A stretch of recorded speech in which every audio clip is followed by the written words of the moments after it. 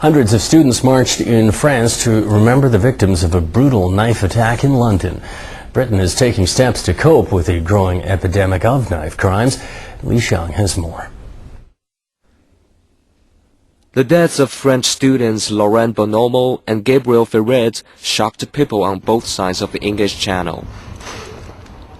The 23-year-olds were tied up, stabbed to death, and left in a burning flat in southeast London.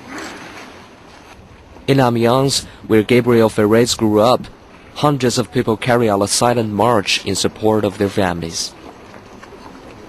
We wanted this march to show to everyone that we were shocked by the horror of the crime, and to show that we miss Gabriel a lot, that we think of him and that we are not ready to forget him.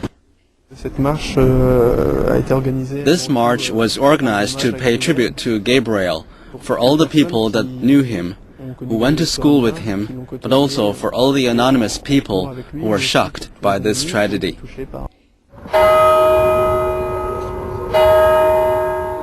British police are holding 2 suspects charged with the murders and with attempting to pervert the course of justice.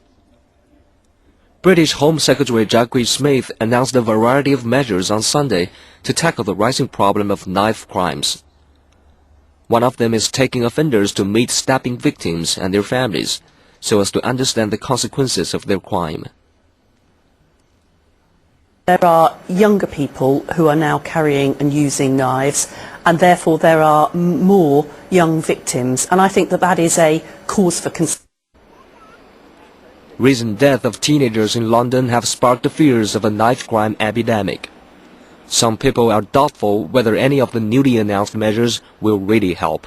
We've seen a number of legislation coming, draconian measures coming in to try to stop the young people from doing from what's happening on the street. But it's made no difference. If anything, it's got the situation worse on the street. Some say prevention is a better solution. I suspect this is going to need a really coordinated effort between government, police, and probably most importantly community groups and family.